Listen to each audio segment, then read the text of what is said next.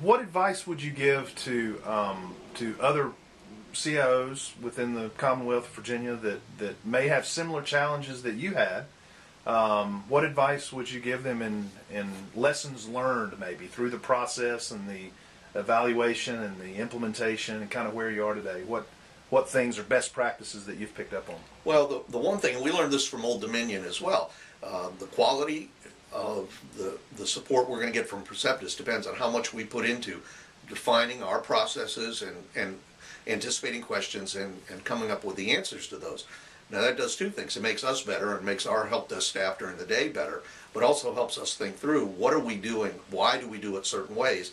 It's not an easy job and it's not a quick job. And so this is not out of the box solution saying, let me hire Perceptis on Thursday and the following Monday they can start taking calls. There's a lot of prep that goes into it, a lot of planning, a lot of careful consideration of how you want different things handled and done during the overnight and weekend hours. The other thing, now I have an advantage because of my size. I would think for a lot of the smaller colleges, it's a perfect opportunity to share services. That many of the answers are going to be the same or close enough to the same that it doesn't have to be everybody on their own creating their own knowledge base, their own implementations. We're partnering with a number of other community colleges here in Virginia to provide distance learning courses that they couldn't otherwise provide on their own, and we're going to be providing the overnight help desk services to their distance learners because we're using a lot of the same Blackboard tools, a lot of the same email, a lot of the same logins. And it doesn't make sense for each one of us to have our own help desk, or to say to some students you can have a help desk overnight and to others you can't. And so by partnering, we can leverage that. It really doesn't matter to Perceptis who's at the other end of the phone. They just need to have the right answers. And so the more we can work together and provide that, the better the scale, the better the planning, the preparation that a small school on its own might not be able to provide. I think one of the biggest things that we see, and certainly we see with our distance learning students, is that we've got to find ways to provide online, automated, and anytime, anywhere student services across the board. And it doesn't have to all come from every institution. We don't get that many calls that you need every college to operate its own.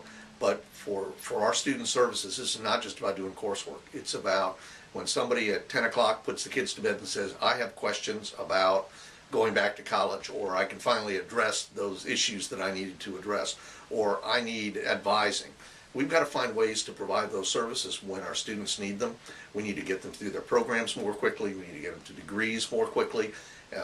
Working on a 9-to-5 schedule where you have to come and stand in line, or you have to wait for someone to be free in an office, those days are really long past. I look at all the other things in our lives.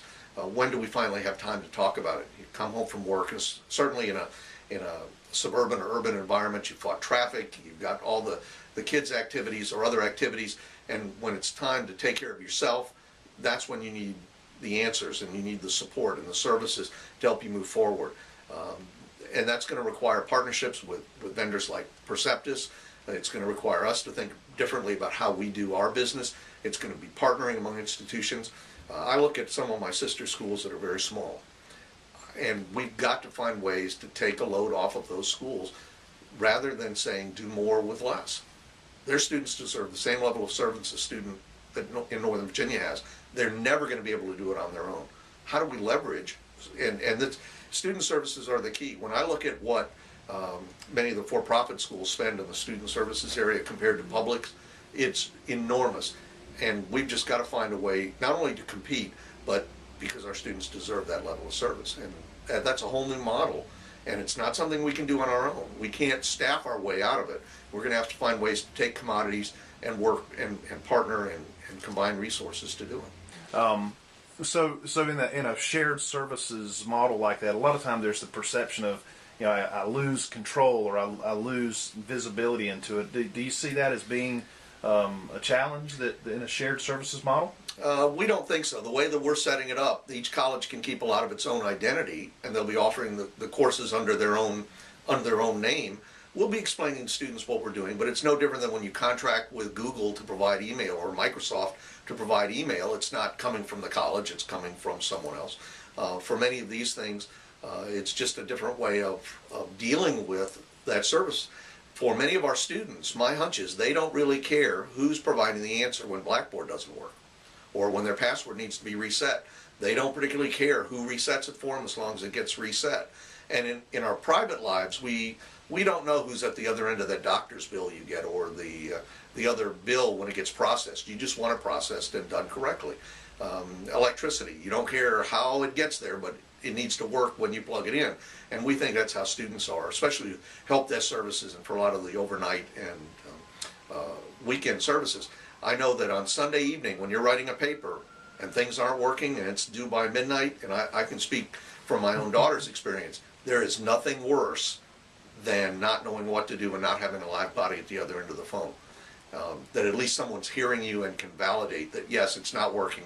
We'll make sure your instructor knows, or we can fix it for you. I don't think students really care about that identity issue, but with modern technology, it's pretty easy when the phone rings to say, oh, that's a student from some other college or from some other department or whatever you want to identify it as. What's been the initial reaction from anyone who's engaged with your new model? Well, the colleges that we're participating with will offer their first courses this fall. They're excited. They're out there. Really, I was at a meeting a couple of weeks ago with them, and they're not just sitting back they're out there growing student populations for it. They're excited about offering these courses to students, these services that they didn't have before to students. So they're very excited. And on the student side, we're hearing the same thing.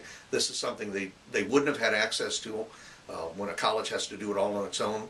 And so we're able to leverage our size of a community college system, but also leverage partnerships that we didn't have. We've done it for years in the technology arena. Many years ago, we partnered with George Mason University to interconnect all the cable systems here in Northern Virginia. No one else had done that. We've partnered with other folks around the country with professional associations. We just hadn't done it down at the operational level and at the services level before, and that's what we're doing now. Very good. Well, Steve, thank you for the time this afternoon, and good luck and best wishes on the future. Well, thank you, and we've been really happy with the partnership so far. So everything we'd hoped for is what we're seeing right now. Fantastic. Thank you.